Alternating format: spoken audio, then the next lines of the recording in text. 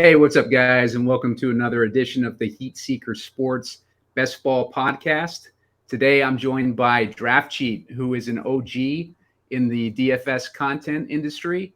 And of all the guys that I listen to and all the content that I take in, there's only a handful of guys that are consistently spitting some pretty wild takes that frequently come to fruition.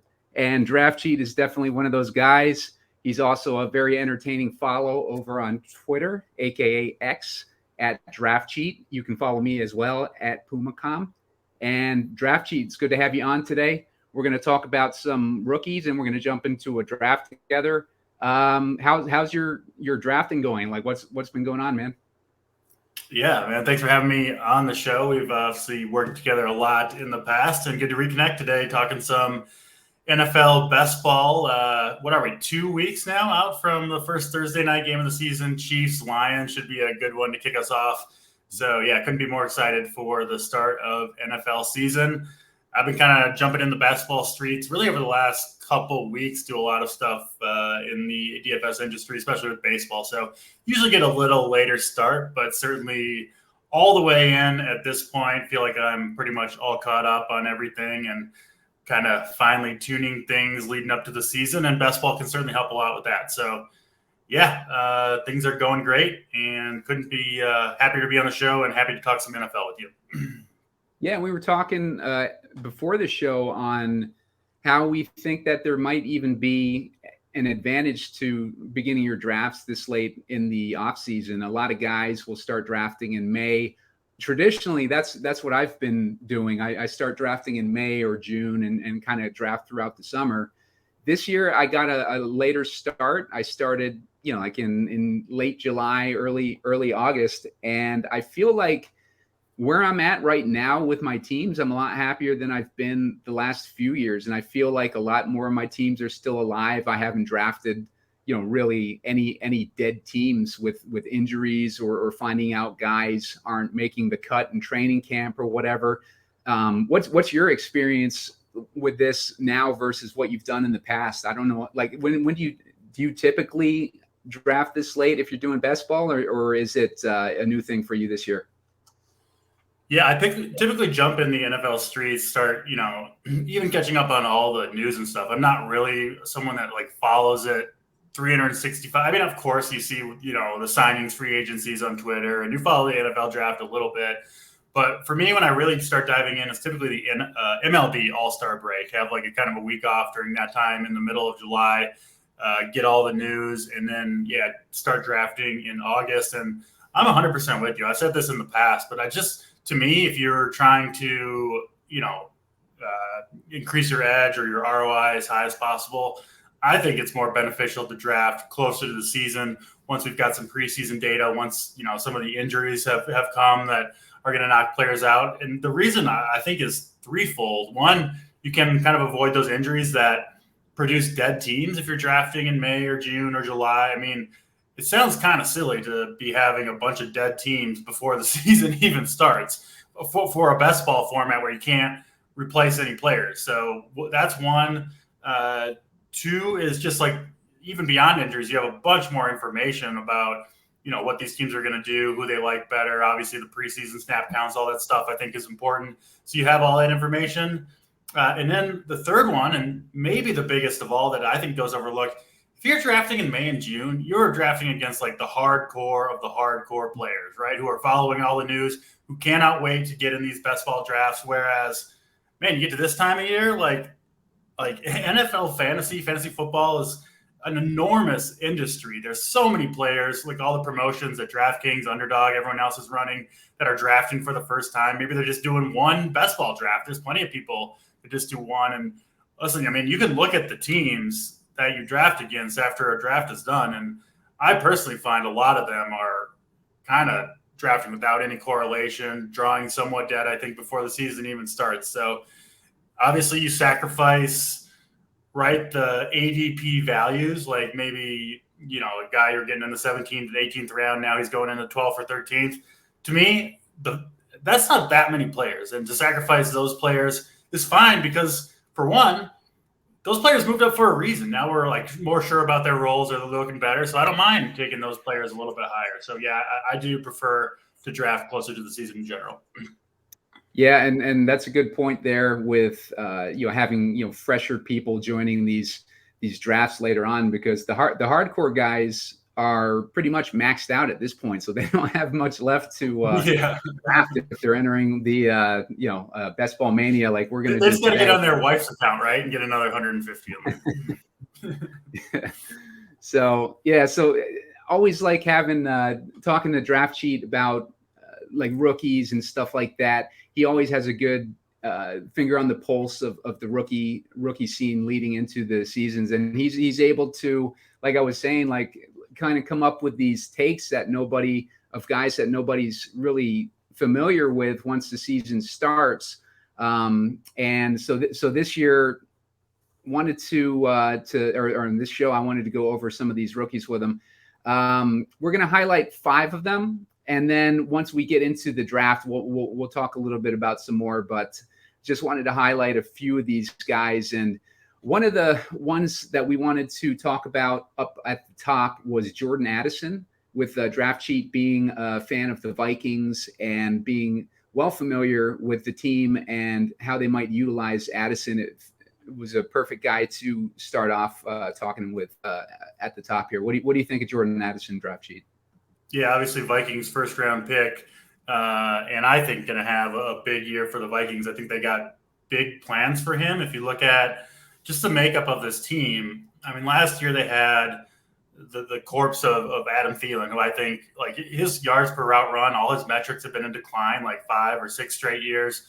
Kind of got there in fantasy a few times just via the touchdown volume, which I don't necessarily think Addison will replicate, but maybe, because like I think Addison can play. The Vikings have a long history of hitting on these, like, less than not the athletic monsters, right? Even like Stephon Diggs and Justin Jefferson didn't like test super well in the combine. They were 2 guys who know how to get open, who know how to play the wide receiver position. I think the league is going that way, and I think Jordan Addison fits that mold perfectly. And I think he's going to step in and play, like Thielen, I think like 90+% of snaps last year. I don't know if Addison's going to play that right off the bat, but I think he's going to step into a very full-time role very soon, if not off the jump. We know the Vikings are going to have to put up a lot of points via the pass. For one, that running back room is, I mean, pretty suspect, obviously led by Alexander Mattison now, who is, I think, a question mark. Behind him, not a ton of depth.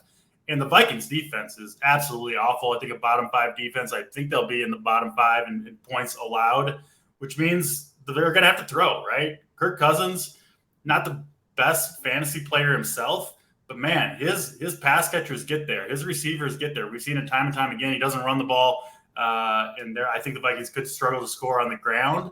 And that means it's going to be a lot of passing touchdowns, I think, for this team. I think Addison, no reason. He couldn't come in, get a 20+% target share.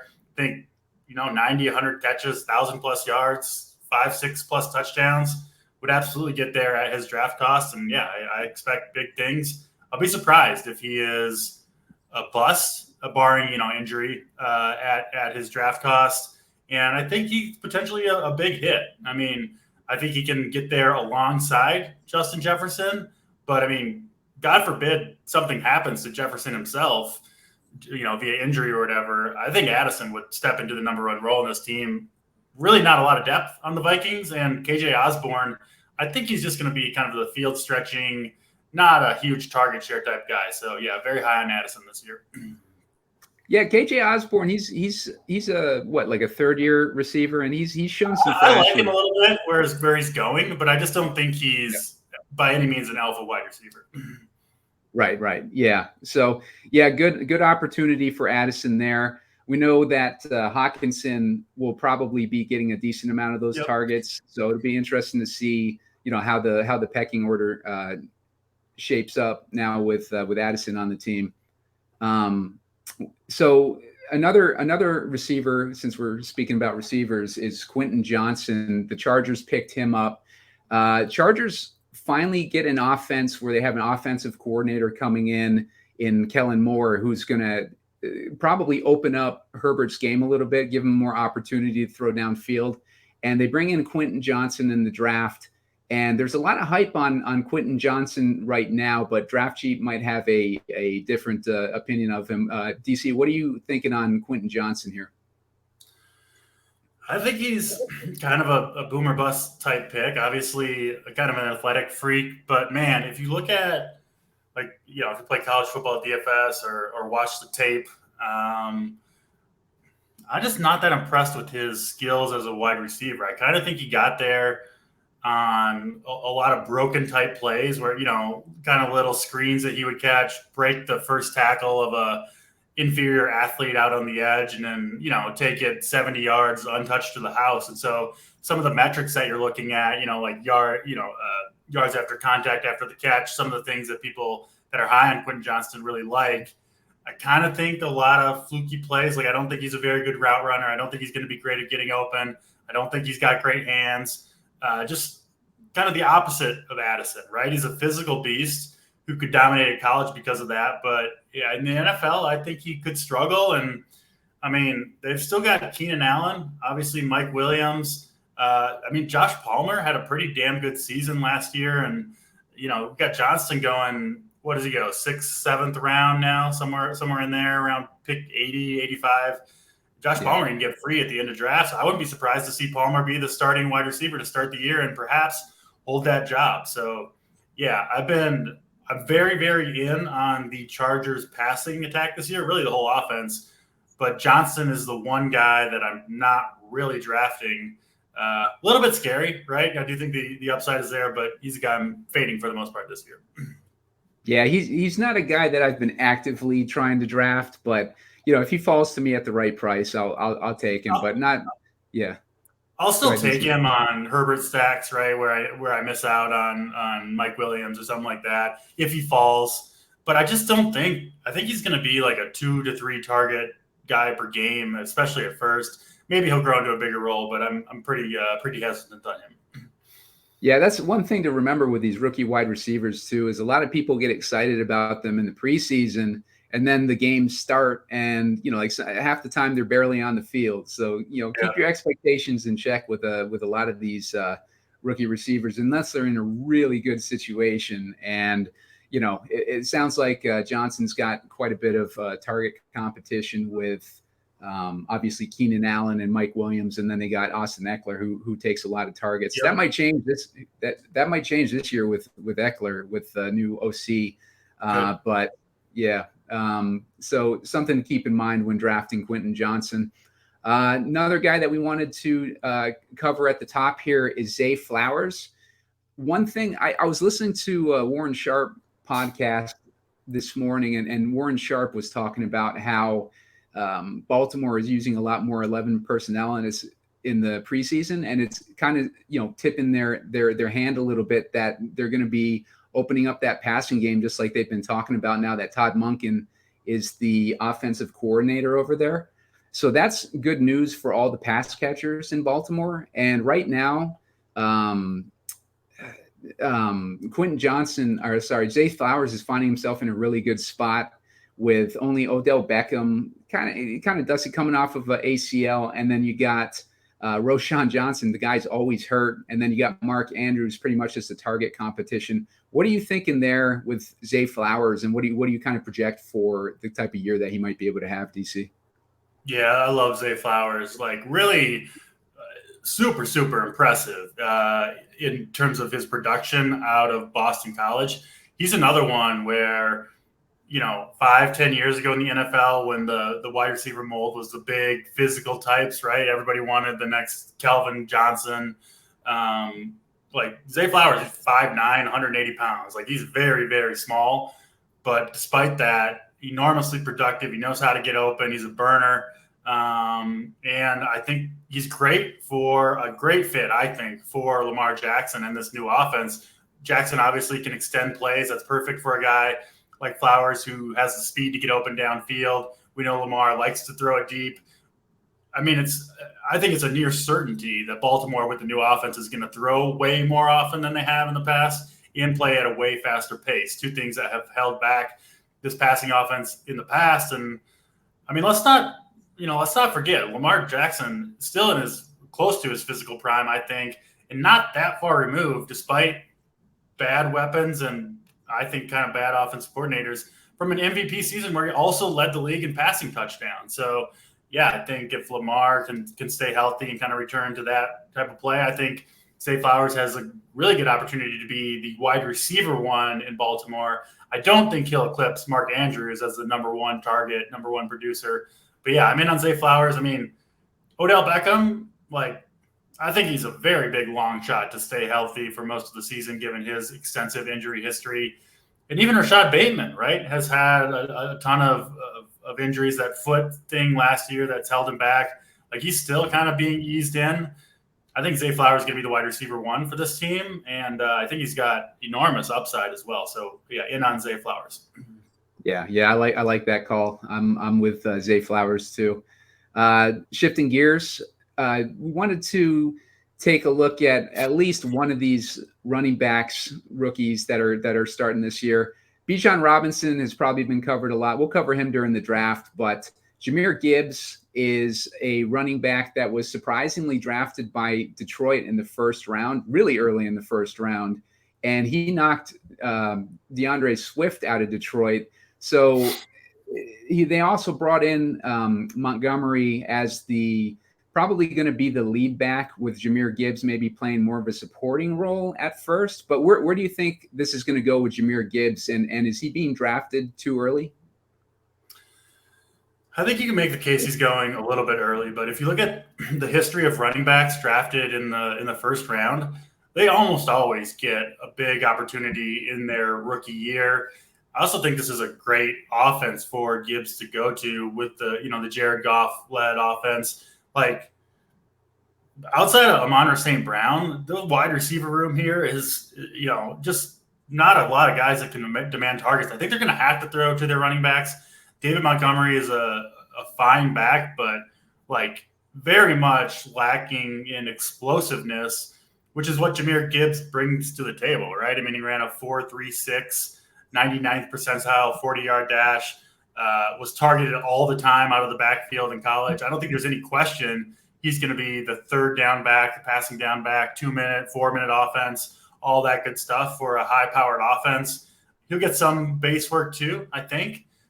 Probably more as the year goes on. And then, running backs go down all the time. Something happens to David Montgomery, and you could have easily, I think, a top 5 running back if that were to happen with Jahmyr Gibbs. So I think he will be, good for fantasy, maybe a little bit boom bust early on while Montgomery's healthy. But in games where Detroit is projected to be trailing or in a shootout, for instance, the opening game against the Chiefs, I think Gibbs could have big games in those type scenarios where he catches 7 or 8 passes. He's got the speed, explosiveness to take it to the house anytime he gets the ball. And yeah, I think, maybe a tiny bit of a slow start overall, but guy with, I think, enough upside to justify the draft cost for the most part. Yeah, I'm kind of hoping for a slow start, and maybe we get him later on, towards a showdown slate. If he ends up being on a showdown slate before he's broken out, and we have a good opportunity to have a decent amount of exposure to him in the captain spot. Because a lot of times with these rookies is people give up on them when they don't perform in the first few weeks, and then it gives you good opportunity, especially in showdown. And with showdown, I'm going to be producing a bunch of showdown content. So if you subscribe to this YouTube channel, you'll be able to kind of see what we have cooking throughout the season with showdown. So I wanted to touch on at least one of these quarterbacks too, DC. And DC was mentioning before the show that he is a fan of Anthony Richardson, or at least you wanted to kind of go over Anthony Richardson. What are your thoughts on Richardson, a guy who broke all sorts of records at the combine and ended up improving his draft capital so that he was drafted in the 4th overall pick? Yeah, maybe the most polarizing player this draft season, which is, it's kind of weird to have a player going around pick 100 in best ball as such a polarizing guy, because that's not that consequential of a pick. But like you mentioned, I mean, obviously the big appeal to Richardson is truly, truly off the charts athleticism. Like broke all kinds of records in terms of speed, 4.4 40-yard dash at 6'4", 245 pounds, right? He's essentially, as a runner, or at least athletically as a runner with size and speed, Derrick Henry, but with a cannon for an arm that he can throw it deep. I know like the passing stats at Florida were not very good. I understand all that. I think a lot of people that kind of watched him a lot at Florida are lower on him. I get that, but was not playing with good coaching or good talent around him. He's a player. He's still just 21 years old. Listen, there's going to be struggles for Anthony Richardson as a real life QB this year. There's no question. Like you could throw a ton of interceptions. It wouldn't shock me at all. We see it from rookie QBs that are thrust into that starting role all the time. I mean, go back to the Colts, Peyton Manning. I think he led the league in interceptions his rookie year.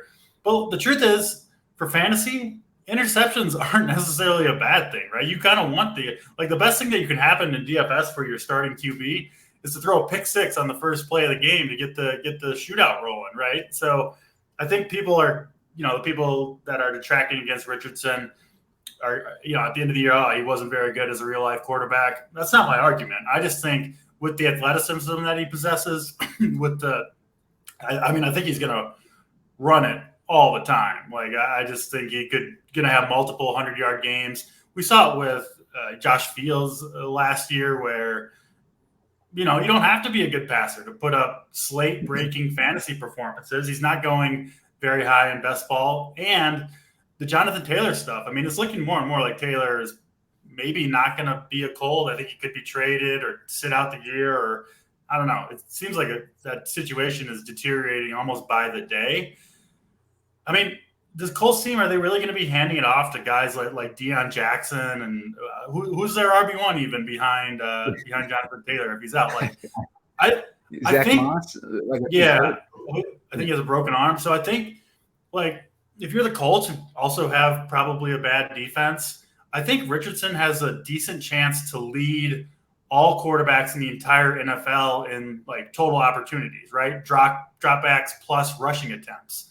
And if you're this athletic and you can throw it deep, you can run, I think it's going to be kind of hard for him not to get there at his draft cost. And I think the upside is enormous. So, yeah, I'm very, very in on Anthony Richardson this year for fantasy. Yeah, definitely an interesting situation with Jonathan Taylor there. The word on the street right now are the Dolphins and the Eagles are in potential trade talks for him. And out of those two, probably the Dolphins would be the better fit for him. And what are the Colts going to get in return for that? Are they going to get Jeff Wilson or Raheem Mostert? So, I mean, Richardson's probably not going to have a whole lot of competition for runs, especially if Taylor's out of there. So he could definitely. I think they're going to put him in shotgun and snap it to him and let him learn on the job. Let him play. Yeah. So I'm excited. Why not? Yeah, and the other little edge that he has there is the offensive coordinator for the Eagles who helped develop Jalen Hurts is now the head coach. So like he's got experience with that style of quarterback. So I was meaning to bring that up too. So I think that's great for Richardson's development this year, long term. That offensive coordinator, now the Colts head coach, also kind of was the guy that did the tush push, right? Where they line up on the goal line and then just push the quarterback into the end zone with Jalen Hurts. Makes a lot of sense with Hurts. Also makes a ton of sense with Anthony Richardson. I think, especially if Taylor's out of there, there's no question the Colts are going to do that, utilize Richardson in that way. So, yeah, I think 10-plus rushing touchdowns very much in the range of outcomes for Richardson. Yeah, for sure.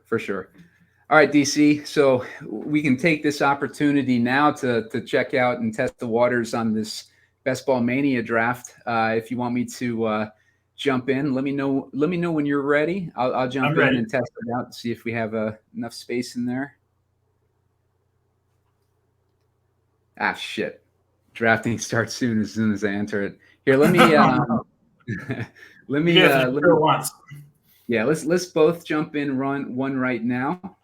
because it's probably just filling right now. Yep. So I'm jumping in a second one here. I'm in. And yeah, 9 more to start. Yep. We're in the same one. Okay, perfect.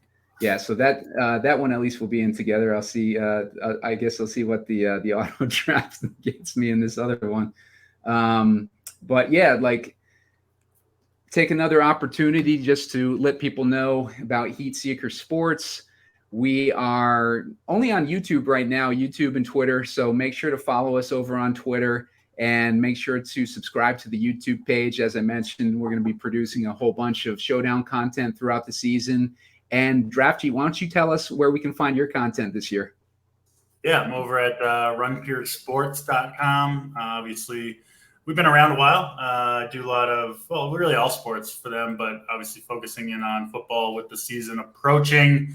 I believe we are running a promo code right now, NFL20, for 20% off the lifetime of your subscription, assuming you don't cancel or anything like that. So, yeah, runpuresports.com. Come check us out if you want, all the content for pretty much every sport that is offered for DFS. Very cool.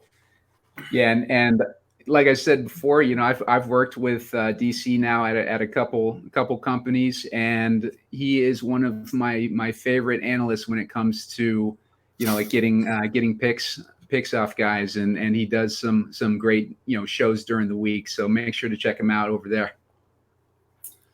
We are loading this draft. Starts in 15 seconds. We're drafting right next to each other, so we'll see how much sniping we get.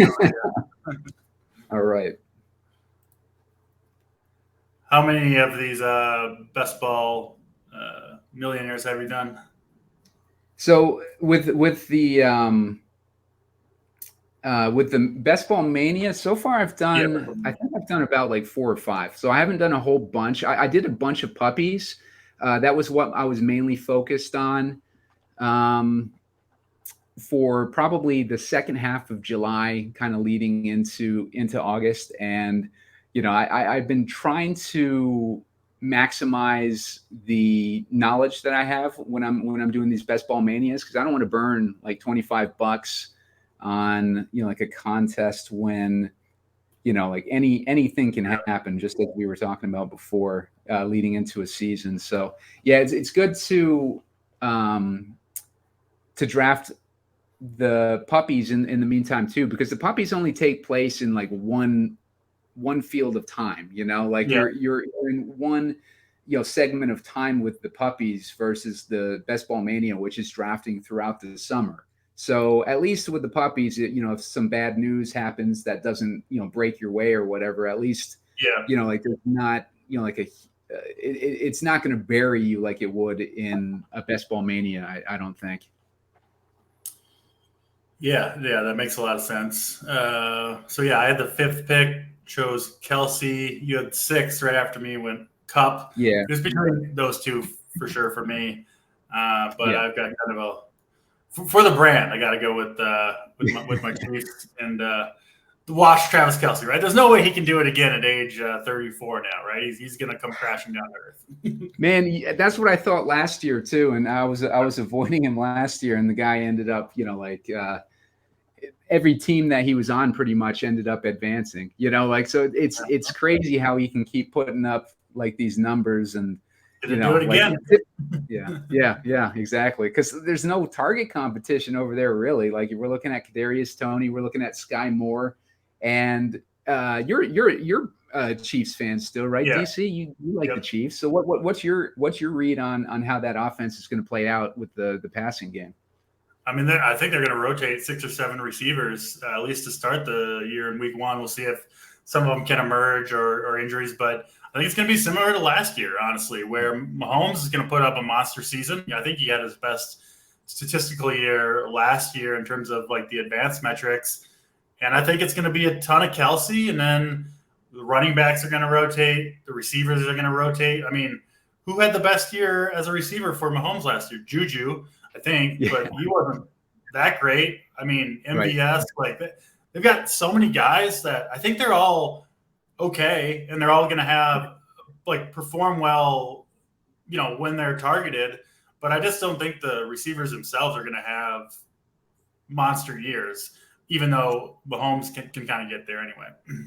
Yeah, and that's what's crazy about Mahomes, because really, like, the only two, fantasy relevant weapons that he's had have been Kelsey and Tyreek, and yet he always puts up these monster years, and we don't really see, other than I'm just drafting here. I'm gonna go with Waddle here.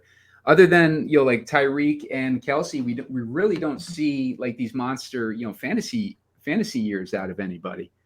Like, so he just, like, the way that they spread the ball around, and the way that, Mahomes himself takes a lot upon himself. It's hard to narrow down the Chiefs on a year-to-year basis. Yeah, you just take Kelsey, you take Mahomes, and reap the benefits. You don't need to Yeah, yeah, mess around with all those wide receivers. Most of them are pretty cheap this year, so I don't mind it. But some asshole in this draft sniped Mahomes, took naked Mahomes from me, so he didn't get the pairing on this one. oh man, yeah, the naked Mahomes, man. Like, I mean, it's tough to take him without Kelsey, but I guess based on what we were talking about, I mean, you don't have to worry about drafting anyone else with Mahomes, because nobody else is going to really be fantasy relevant.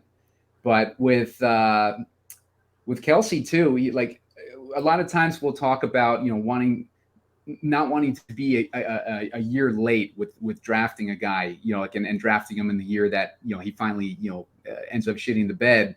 But with Kelsey, it's just like, he's like an exception to that rule. I want to be in on him every year pretty much until he just expires. Yeah, there's usually like some sign of decline before they really fall off, and Kelsey hasn't shown any of it, right? Like all the advanced Right. metrics have held. So yeah, I mean, outside of just the age number, like if you put that aside, there's just nothing there to conclude that Kelsey's going to fall off anytime soon.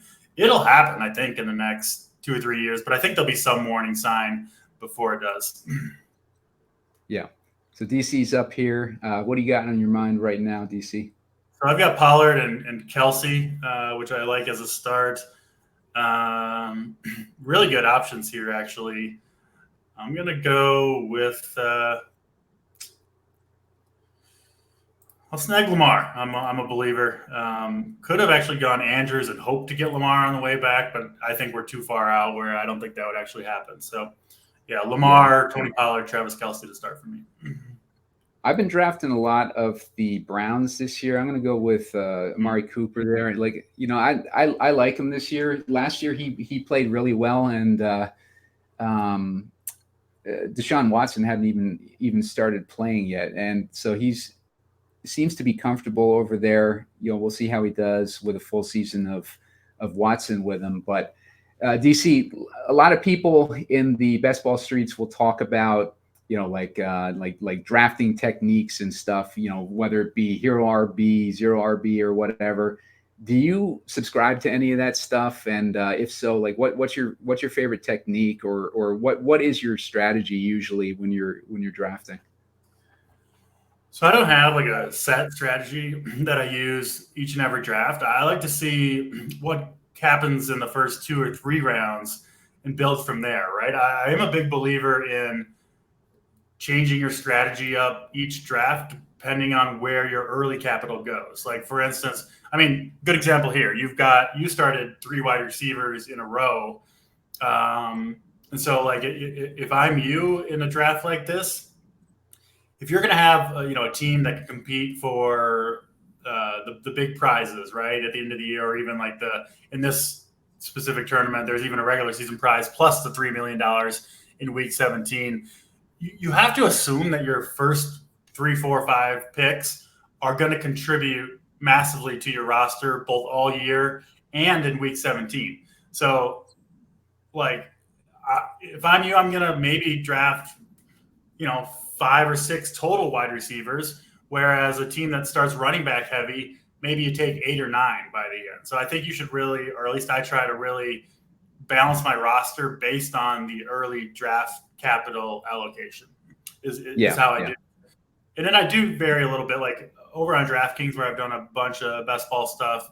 Like there, I think it's full PPR. and there's the 100-yard bonuses. So I think it does favor wide receivers. So yeah, I go pretty wide receiver heavy on DraftKings early, and on Underdog, I guess a little bit more balanced. Yeah. I'm kind of the same way. Like I don't go in with any set plan if I'm going to do like a particular type of construction, but depending on how things fall to me, like in the first few rounds, like you could end up wanting to draft more wide receiver heavy, and then like that RB value will fall to you or something like that. So it's really, you got to kind of play it on the fly, I think. And then, kind of like you were saying, like if you feel like you're heavy on one position at the top, then you start, shifting gears and drafting the other position more heavy towards the end. Let's see. Yeah, makes sense.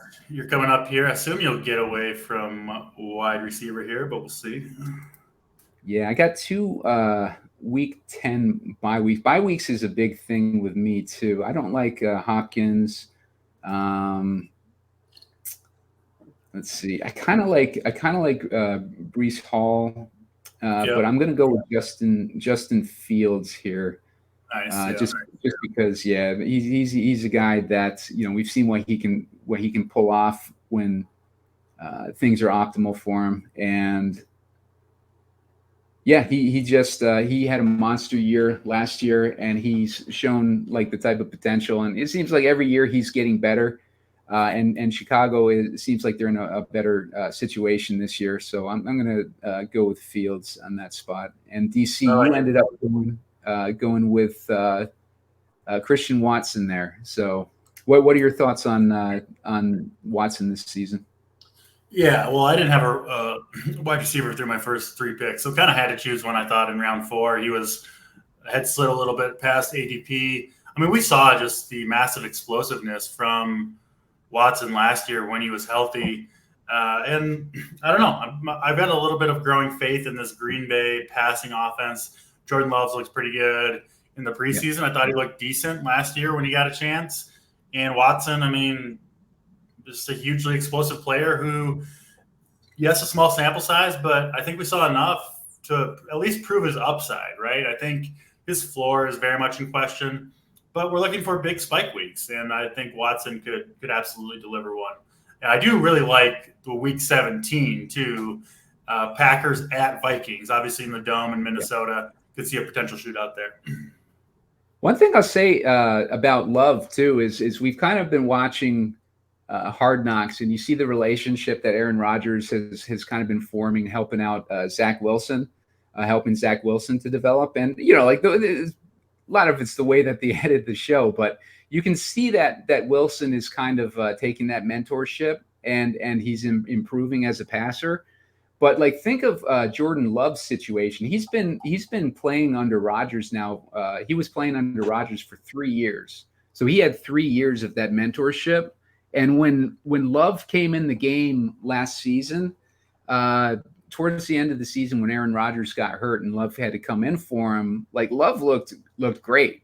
Like he looked really good when he was playing, and showed a lot of flash. So like, obviously time will tell if he ends up being a good quarterback or not. But at least he's had that good training there, and he's got the weapons. I like Christian Watson, and I like the potential of Watson with Love. Yeah, absolutely. I think he's got a good chance. I don't mind Romeo Doubs either on the outside. I think could have a good second year. I've been kind of warming up to the Green Bay offense as the preseason has progressed here. Yeah. So going back to rookies, Jackson Smith-Njigba, he is still on the board at 63. I don't know, how his ADP has been affected by the broken wrist news. The first draft that I did, me and Dean were drafting the other day, and Smith-Njigba actually went ahead of ADP. So, and that was like right after the news broke. So I'm not sure exactly how the news is going to affect his draft position. But what's your read on that, and what are you thinking on Smith-Njigba? I don't think it's a big concern personally. Like it's a 3-week supposedly out for 3 weeks, and then when he comes back, I mean he's played already most of the training camp and preseason already. So I don't think it's going to affect me very much at all with my decision making on him.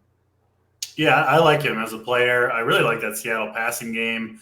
I mean, guys like Chris Olave who played with smith-njigba at Ohio State were saying, like on the record, saying smith-njigba is a better receiver of the two, which is pretty high praise, especially you don't normally see wide receivers. They're kind of oftentimes think they're the best. So yeah, you have to love the talent. Wrist surgery, broken wrist. You got a chance to take him here if you want to. And yeah, I think I like him a lot. So yeah, I'm in on smith-njigba. I'm on the clock here. I could take him definitely in consideration. I think I'm going to go with Big Mike Evans. A little bit concerned about that offense, obviously, but this is middle of the 6th round. Also, some rumors I saw today that he could potentially be traded to a contender, which would, I think, if that happened, his ADP would jump.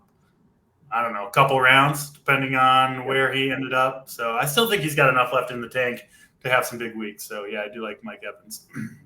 Nice. Yeah, so I ended up going. Oh, go ahead. Yeah, Jahan Dotson, but yeah, go ahead. Yeah, Jahan Dotson. I just like the upside there. He's been showing good chemistry with Sam Howell. Sam Howell's looked pretty good, like in the offseason.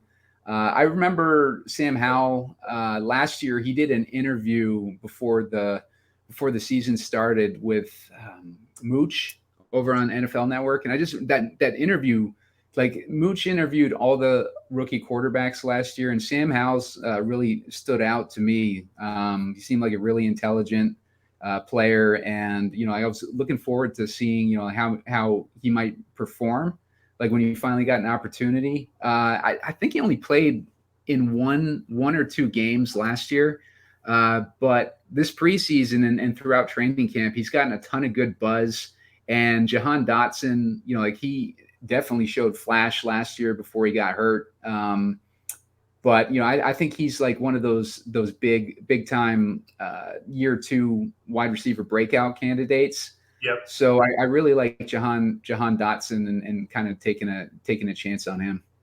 Yeah, I like it a lot. I mean, the McLaurin injury, turf toe, is scary. I mean, I think it could be something that doesn't affect him at all, or lingers all year, and Jahan Dotson becomes the wide receiver 1 by default. So, yeah, I like that pick. I think he is going a little bit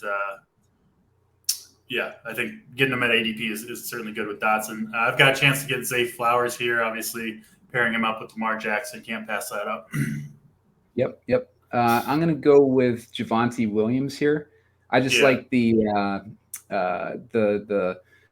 situation he's in this year. I know he's coming back from a pretty serious knee injury, but we've seen what the OC there, Lombardi, he did for Kamara and what he did for Eckler. Really, a couple years ago during the drafting summer of, I think it was like 2021, when Lombardi was first announced as going to be the OC for the Chargers. Like I was really high on Eckler. He was going, probably late second, early third, and I was thinking that he would be a top 5 running back just based on how Lombardi likes to utilize that running back in the passing game, and Eckler ended up having a huge season. I think he could do something similar for Javonte Williams, depending on how much run Javonte gets coming off that injury. But I really like his potential this year. It's just a matter of seeing what happens recovering from that knee injury.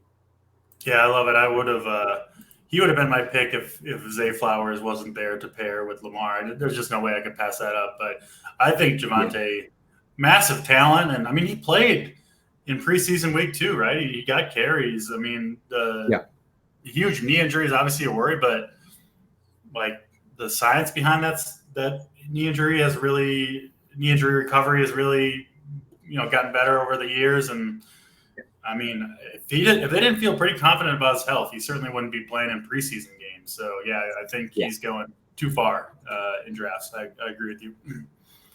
Yeah, and that's one of the beauties of drafting this year is that it's gotten so top heavy with wide receivers that you're finding a lot of these running backs that would normally be going in the second, third round are all getting pushed into like the seventh and eighth round. So it's a pretty crazy year for where a lot of this running back value is ending up, and with the quarterbacks, those running quarterbacks all going in the first like rounds 2 and 3 or 3 and 4 or whatever.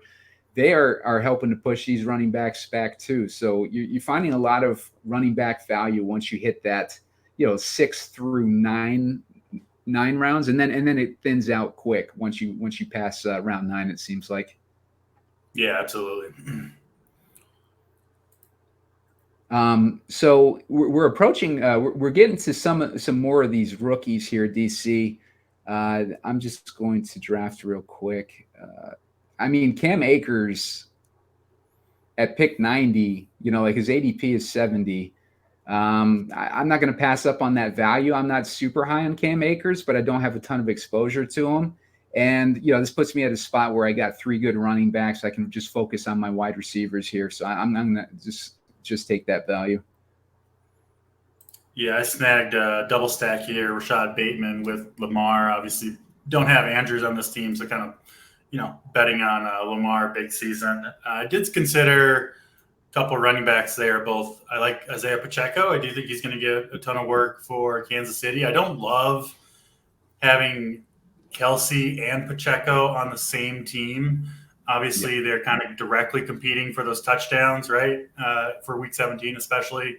But I do like him in general. And then also was considering Khalil Herbert, who I think is going to be the clear lead back for Chicago. And I think he can play. So, yeah, I did like him, but had to go with the correlation stack with Lamar.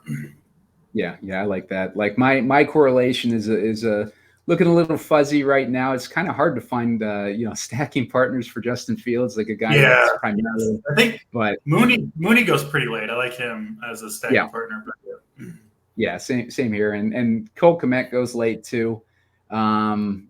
So yeah, it's the good thing about, if you're drafting Anthony Richardson, like someone just did, or you're drafting Justin Fields, is like, you're not necessarily like overly concerned if you can't find a stacking partner for them. Like at that point, you can figure on your secondary stacks. Yeah, you definitely don't need to stack with, I think Lamar, even to an extent, Anthony Richardson, Justin Fields, even Jalen Hurts. I feel okay with just one, because their big game can be 2 rushing touchdowns and 1 passing touchdown, and they get there anyway. So yeah, I'm back on the clock. I said I was considering Khalil Herbert before. He did make it all the way back to me, somewhat surprisingly. So easy choice for me here as my second running back alongside Tony Pollard. I'm going to take a risk here on Kadarius Toney. I know that, like he's dealing with the injury right now, and he's got like a wild injury history. But I just think that the upside, if things play out the way that Kansas City hopes that they will with him, then he has some monster upside there in that offense. Yeah, he's been one I've been kind of fading for the most part. That Chiefs wide receiver room scares me, and Tony, I don't know. He kind of seems like he's got a screw loose to me, to be honest. He is a wild card, man. Like, you don't know what you're gonna get with him, dude. But like, yeah, I just feel I get it with the upside for sure. Yeah. With the rookie running backs, now we're coming on to Zach Charbonnet. We got a few other ones here. Roshan Johnson will be coming up here pretty soon. Tank Bigsby. Are there any of those rookie running backs that are catching your attention this offseason? Anyone that's performing, maybe above expectation or getting some good buzz in training camp that you kind of got an eye on? Yeah, I mean, I like Charbonnet. Kenneth Walker, I think, is a very good player, but also a somewhat like specific type of player, right? A home run hitting back, but not a great pass catcher and not great around the goal line. I think Charbonnet, he's going to have a real role in that offense as a pass catching back, maybe as a short yardage back for the Seahawks right away. And they don't have a lot behind those two guys. I think, I really like kind of these later round running backs who both have a role, we think, in week one, and then potential, home run type picks if something happens to their, co-star or maybe the guy that's in the 60-40 role ahead of them. If Kenneth Walker goes down, I mean, sky's the limit for a guy like Charbonnet. I think you could say the same thing for Tank Bigsby in Jacksonville. Looks like a good player to me. Probably a role out of the gate. And then, something happens to Travis Etienne, who does have a little bit of an injury history. I think he has a role too. So, yeah, I'm in on the rookie running backs and wide receivers. I think we've seen over the last 3 or 4 years, that's changed a little bit, where these rookies oftentimes do get a significant chance by the time we get, especially to the second half of the year. Yeah. Yeah, I think Bigsby's pretty interesting. Just based on the potential to get that goal line work in an offense like that we know is going to be playing in the red zone a lot. And also with ETN, his whole rookie season, he played with an injury, and the news has been kind of up and down on ETN throughout his career, really. So, yeah, I mean, Bigsby could end up carving out a pretty decent chunk of that offense. Yeah, we both got a choice of a couple of these guys. A bunch of running backs near the top of the board: AJ Dillon, Charbonnet, Rashad Penny, P. Ryan, Bigsby. You're on the clock here if you do want to go running back. Let's see. Yeah, I think I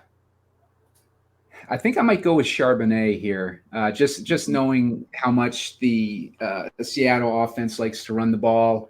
And, usually I feel like Pete Carroll will commit to, his lead back until he gets hurt or whatever. So, with Charbonnet, I'm a little bit hesitant there. But, if we look at like Chris Carter,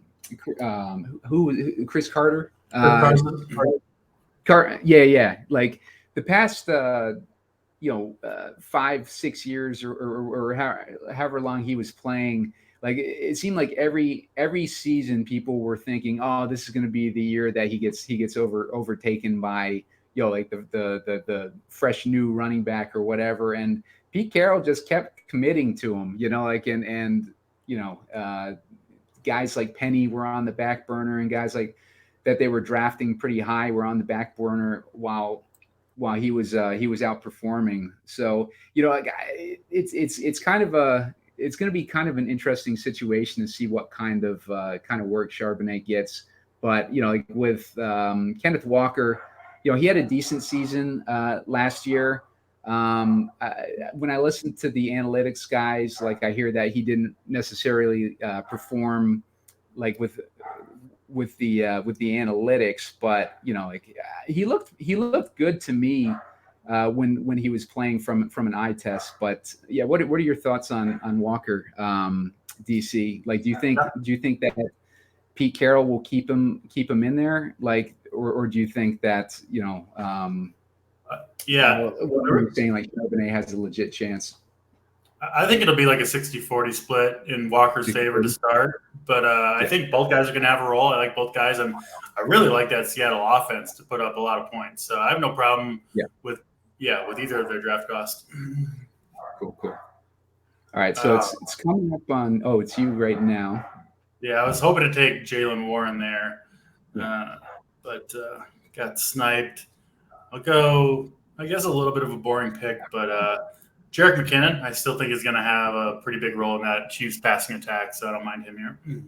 Yeah, like that. I'm going to go with Darnell Mooney. That's what we were talking about earlier. Yeah. You're getting him at a good value this year. DJ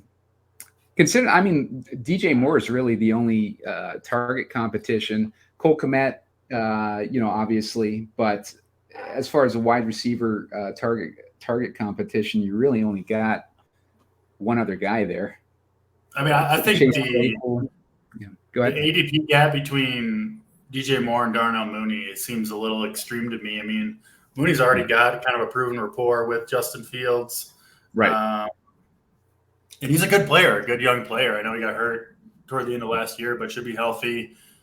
Yeah, I mean, I wouldn't be that shocked if it's Mooney who is the wide receiver one for Chicago and not DJ Moore. I think, yeah, it's right to probably project more ahead, but I mean, we haven't seen it. We don't know for sure. So I really like Mooney at his ADP. And the last time that we saw Mooney have a big year, it was when Allen Robinson was on the team. So, he was kind of the wide receiver 2 there. But when Allen Robinson left and Mooney was the number 1, like he slowed down a bit. Like you said, he got hurt on top of that. So I think having another guy there will actually be beneficial to Mooney this year. Yeah, I can see that for sure.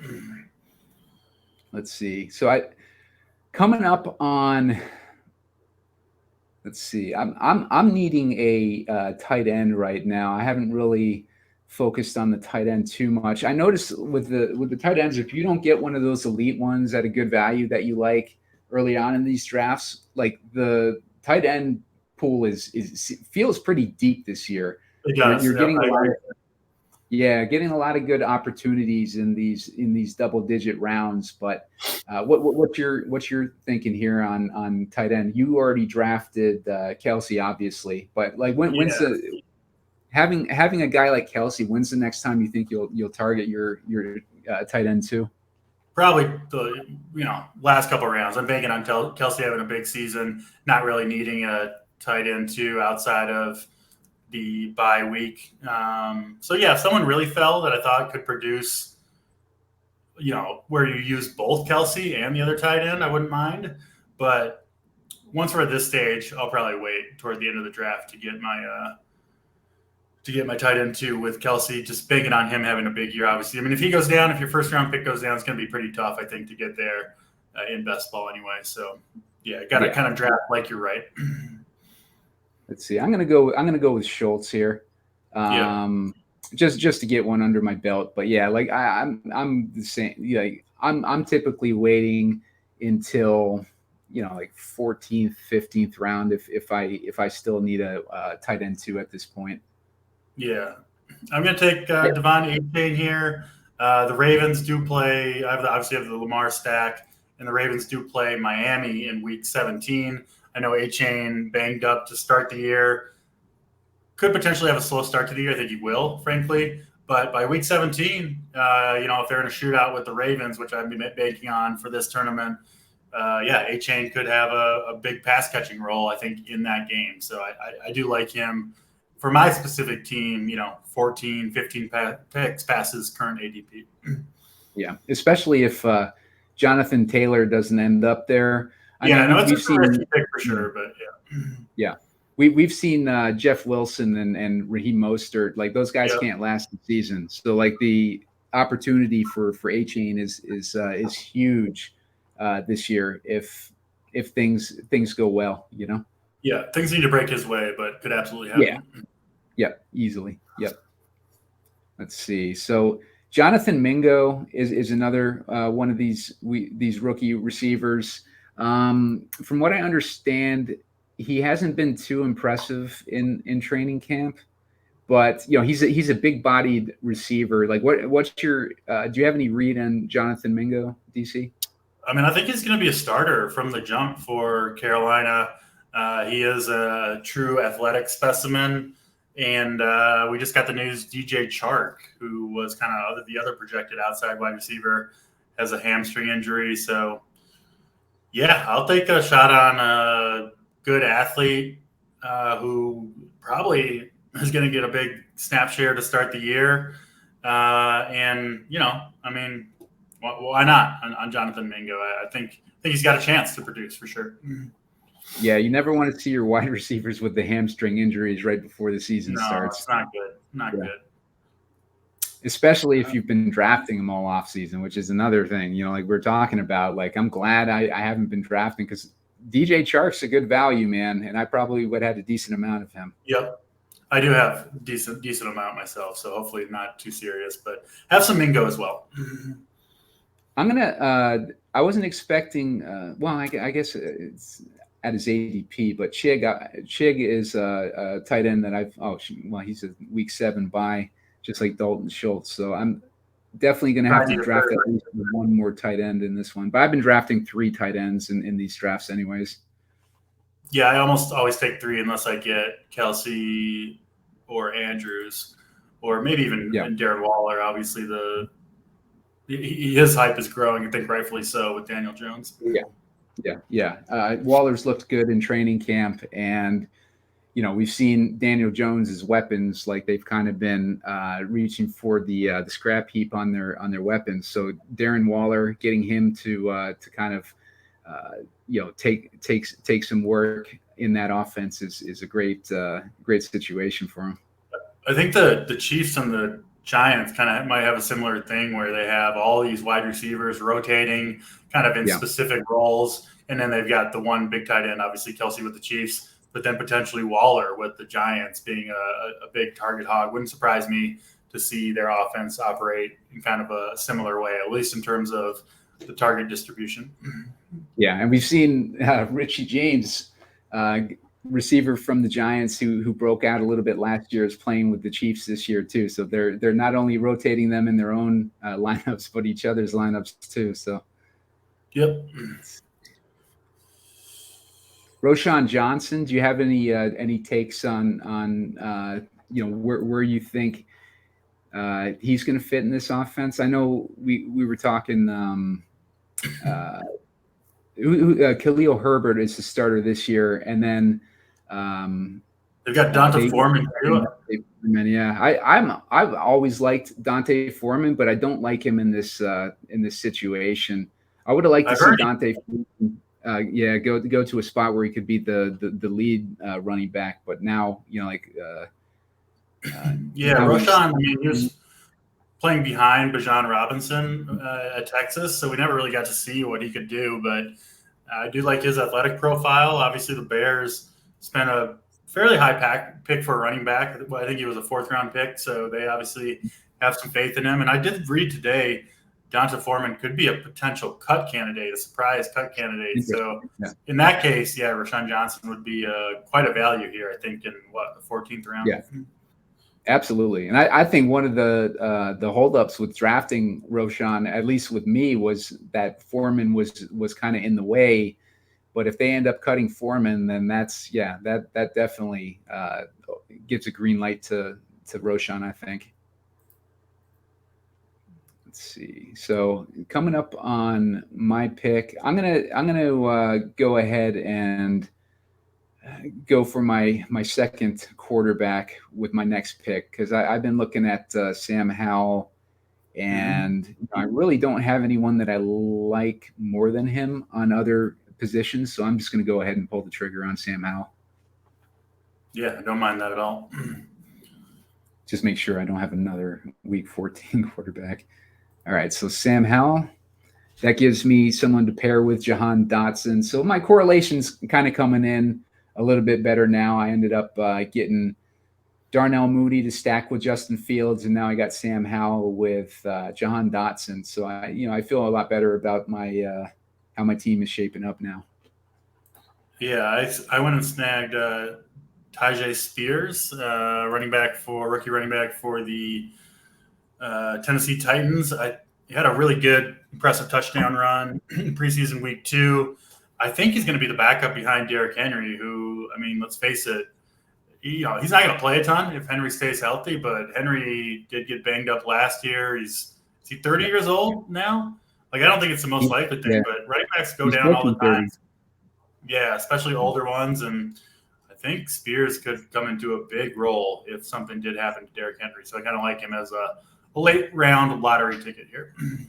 Yeah, Henry's been he's been throwing up red flags for the last few seasons, because not only is he hitting that age, but he's also his touch count is always in the 300 to 400 range, and typically when a running back will get up towards 400 touches, the next season they have a big drop off. With Henry, he's been getting 400 touches for a few years now. So, and he's not getting younger, like you were saying. So he's got a few red flags against him. So I really like that pick that you got there. Yeah, nobody lasts forever. Yeah, Henry. I mean, I think he's got 2 or 3 seasons at most, so could happen quickly. So yeah, looking on the draft board now, Taysom Hill is a guy that's sneaking down there. Have you been drafting a lot of him? Like we saw him have a couple monster weeks last year as a tight end. Obviously, plays a decent amount of quarterback snaps. You get the tight end designation for him over here on Underdog. Have you been drafting any Taysom this year? Like, what's your stance on him? I haven't taken a ton so far, to be honest. Yeah, I don't know. I do have a lot of Travis Kelce. I like Andrews too, so yeah, maybe that's part of it. I don't mind it. I feel like his role could just like completely disappear at any time. So Yeah, I don't know. yeah, that makes sense. I'm on the board here. I'm going with Isaiah Hodgins, who I like the best of the Giants receivers. I thought he looked pretty good last year. I know he's kind of an unheralded prospect, but yeah, I do think he's going to retain his outside role for the Giants. Nice. I'm going to take the value there on Roschon Johnson, the guy we were just talking about. It kind of gives me a little correlation with the Chicago, especially if he ends up being the pass catching back in that offense. Very unlikely for like a pass catching back in a Justin Fields offense to score a bunch of touchdowns, but you never know what's going to happen. Yeah, I would have taken him there, but I already had Khalil Herbert, so don't love stacking running backs in best ball. Yeah. To me, it's kind of like if it was an offense where the running backs get a ton of work, like I'd feel better about it. But in Chicago's offense, where you're gonna have a quarterback that's getting most of the, or a lot of those carries, like it would be something that I wouldn't stack there. If you took Khalil Herbert and Roschon Johnson on the same team, you're like hoping one of them gets hurt, which you don't really want to be rooting for that on any individual team. I don't think so. Right. Let's see. So, DC, have you picked your second quarterback yet? I have not. No. We've got, 3 picks left here, 16, 17, and 18. So I need another backup quarterback and another tight end. Obviously have Lamar and Kelce in those 2 positions. So really, when I spend up on the onesie positions, quarterback, tight end early, I typically wait till the end, mostly just looking kind of for a bye week replacement or maybe a lottery ticket as well. So yeah, I'm not too worried about it. This is my typical strategy when I do spend a lot of capital on quarterback and tight end. Yep, makes a lot of sense. Let's see. Coming up on who's next between us. Okay, so I'm up. I'm going to be up first between us. I think I'm going to start looking at tight ends here. We talked about Taysom Hill, but if I'm grabbing Taysom Hill, I want to make sure that my other tight ends have different bye weeks because I don't want to rely on Taysom to fill my tight end on week 7. So I got to get a guy who's a little bit more consistent. A lot of these tight ends that I like are week 7. I like Conklin. I like him in that Aaron Rodgers offense this year. He showed a few flashes last year. He went on a little stretch and then he went cold after that. But, he did show flashes last year. Cade Otton is a guy that I've been drafting a lot of just based on the offense that he's in. He's going to get pretty much all the snaps at tight end over there. And he showed in his rookie year, which you rarely see from these tight ends, he had a pretty decent rookie season. So he could be a second-year breakout candidate, and he doesn't conflict with that week 7 bye week that I was talking about. Isaiah Likely, he's a guy that I like a lot, but I want to get a guy who's a starter, so that's why I'm going to lean Otton here, and I'm just gonna pick him now and get it over with. Yeah, I am on the clock here. I will take my second tight end. Actually, no, I'm going to go quarterback. Very boring pick, Mr. Ryan Tannehill.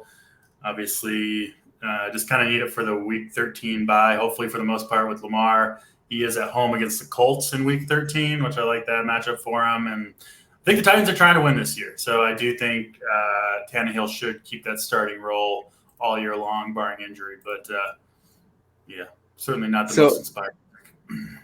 So I'm looking over at the auto draft team. I've got 4 quarterbacks. I've got one running back, and then a whole bunch of a whole bunch You should have done 2 at once, man. You could handle it.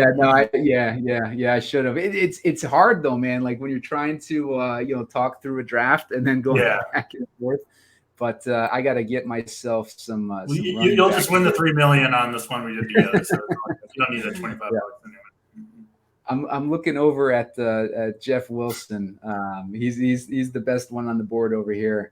I just got to freaking star a bunch of these. Bunch of running backs over here. All right, let me get back to the. We're coming up in a few picks here in our draft as well. Cool. Let's see. I'm going to go with Jeff Wilson in this other draft. He was the best on the board, like I was saying. And then I got I'm up here after you. So okay, good. I'm in the right draft now. Who are you thinking of right now, DC? Yeah, so I need another tight end. There's a few guys that I think are okay, but the guy I'm probably going to take is Isaiah Likely, obviously the backup tight end for Baltimore. I do think he could potentially get involved even with Mark Andrews, but obviously I have Lamar Jackson, so the correlation is good. He doesn't have the same bye week as Kelsey. And then if something happens to Andrews, I do think Likely would step in. I like his talent. Not maybe the perfect pairing just because if Andrews is healthy, he could kind of be dusty when I need him when Travis Kelsey's out, but correlation is strong, and I might actually take a third tight end in round 18. We'll see who's available.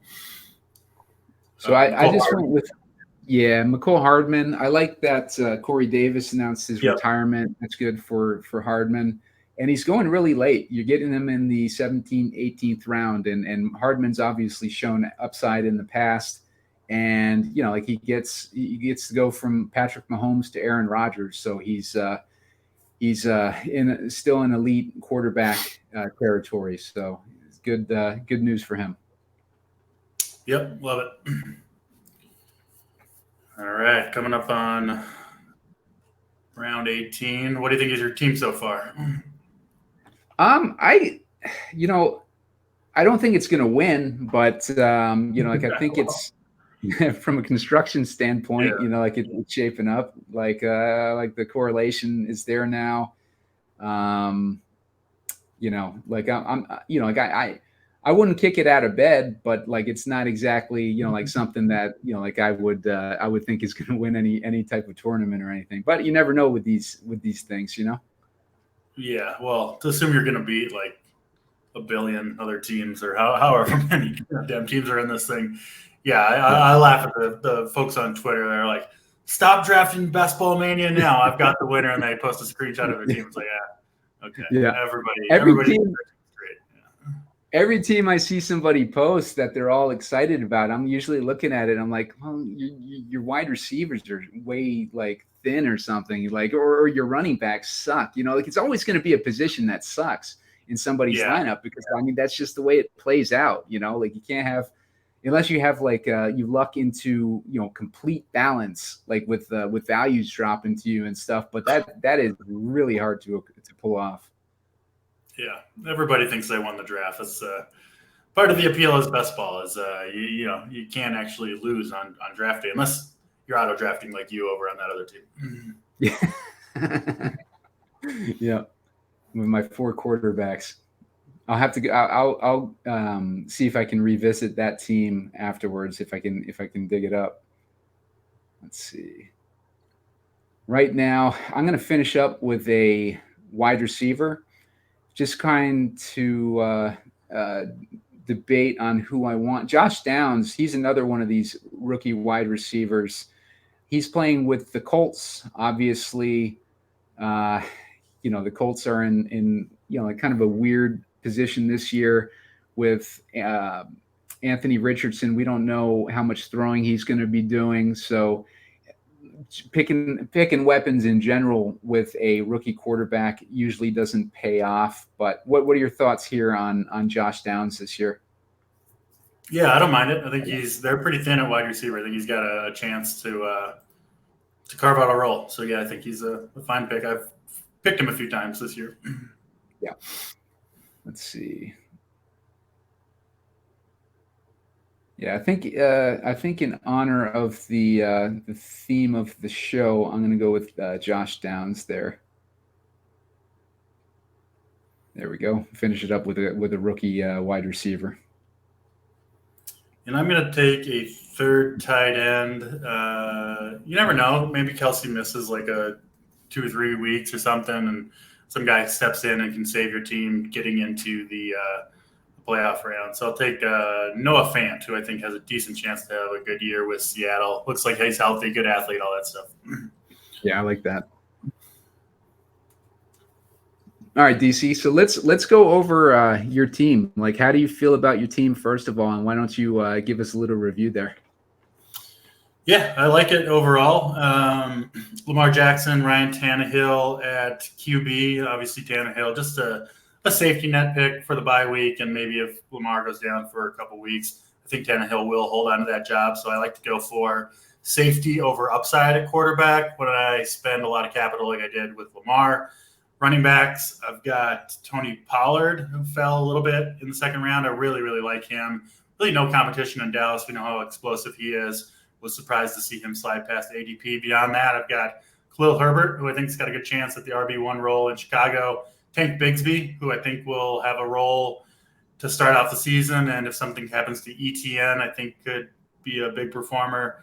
Jerick McKinnon, Devon A-Chain for the correlation with Lamar in Week 17, and then Tajay Spears, who I think has a chance if Derrick Henry goes down to have a big role in Tennessee. So running back room is, I would say, that my weakest position. That'll happen when you spend big on quarterback and tight end in the first 2 of the first 3 rounds. But I think I'm okay with how it ended up. I think it's got a chance to perform, especially by the end of the year. Wide receivers, I've got Christian Watson, Brandon Ayuk, Mike Evans, Zay Flowers, Rashad Bateman, the 2 Baltimore wide receivers stacking with Lamar, KJ Osborne, and Isaiah Hodgins. 4 Week 13 buys in my first, 4 out of 7. So that's not ideal, but I do like my top 3 of Watson, Ayuk, and Mike Evans there. So yeah, pretty happy with the wide receiver room overall. And then tight ends, Travis Kelce, obviously hoping he'll carry the load at tight end.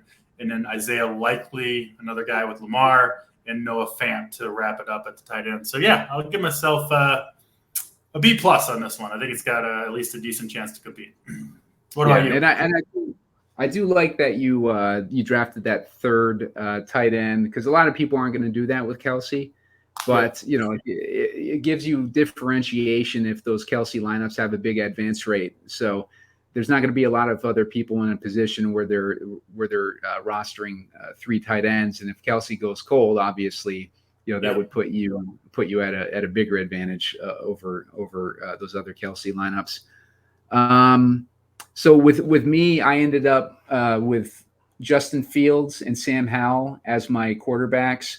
I like both those players. I like Sam Howell as a potential breakout candidate this year. He's been doing, like we were talking about earlier, doing well in training camp. He's been showing some chemistry with Jahan Dotson. So I really like the potential there. For my running backs, I have Alexander Mattison, Javonte Williams, Cam Akers, Zach Charbonnet, and Roshan Johnson. I got kind of a mix there of rookies and like guys coming off of injuries, and then Alexander Mattison, who's getting his first shot as a starting running back. In the DFS world, anytime that Alexander Mattison has had that opportunity to be a starter, like he seems like he pays off. As a Vikings fan, DC, what are you thinking on Alexander Mattison as the starter this year? I'm kind of torn on it. I think he'll have the role, at least to start. I do think they're going to lean on the passing game a lot, but yeah, Madison's going to get work. I certainly think he can, punch it in around the goal line, and not a lot of target competition behind him. So I like the pick. I've chosen him a lot. I mean, around 5-ish, you do have a potential, 1,200-yard rusher with 10 touchdowns. Like, I think his upside is pretty high. So yeah, I like Madison quite a bit. Yeah, and he falls in that stretch like we were talking about. Like, there's a stretch of of running backs where you're getting a lot of value there.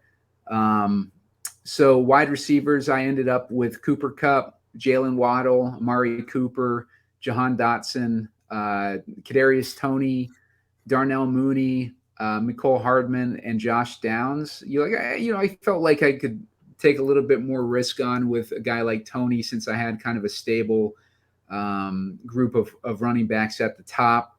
And then Darnell Mooney, I felt I got a decent value on him. Mecole Hardman, value on him. And then Josh Downs, a complete crapshoot. You never know what's going to happen with him, but he's in an offense where he could get, like a good spot based on their existing receivers. And then tight end, I ended up with Dalton Schultz, Chig Okonkwo, and Cade Otton. I like all those guys. I've been drafting more Chig and Cade in these drafts. I don't have a whole bunch of Dalton Schultz, but I liked where he kind of is falling, and the reliance on some of these rookie quarterbacks on their tight ends. We've got CJ Stroud over there in the Houston offense. So we'll see what happens with Schultz this year. But at the very least, I think Chig has some upside, and I think Cade Otton has shown that he has some ability too. So pretty happy, with the overall team. Not something that I think necessarily is going to make any waves or anything like that. But from a roster construction standpoint, I feel pretty good with how it came together. Yeah, I like it. You're telling me you're not going to post a screenshot of the team and tell everyone to stop drafting Best Ball Manias now? It's not Twitter screenshot worthy. Yeah, it is a requirement, like DC was saying, but I have yet to post any screenshots this season. Wait to make the finals and then post your screenshot. There you go. Yep. Once you make the finals, then you can post your screenshots. Yeah. So yeah, that's kind of the mentality I take too. And when you post your screenshot leading into the finals, then you're going to jinx yourself anyway. So you pretty much maybe wait till you win the $3 million. Then that works. Yeah, there you go. If you win the $3 million, then it's probably the best week to post your screenshot. Well, thanks again for joining me, DC. You can find him over at Run Pure Sports, and you can follow him over on X at Draftcheat, and you can follow me at PumaCom. Make sure you subscribe to this YouTube channel, and please give us a like if you enjoyed the content. Like I said, in the NFL season, we'll be producing a bunch of showdown content, so make sure you subscribe and follow on X at Heatseeker Sports. And that's it for this week, and I'll catch you next time. Thank you.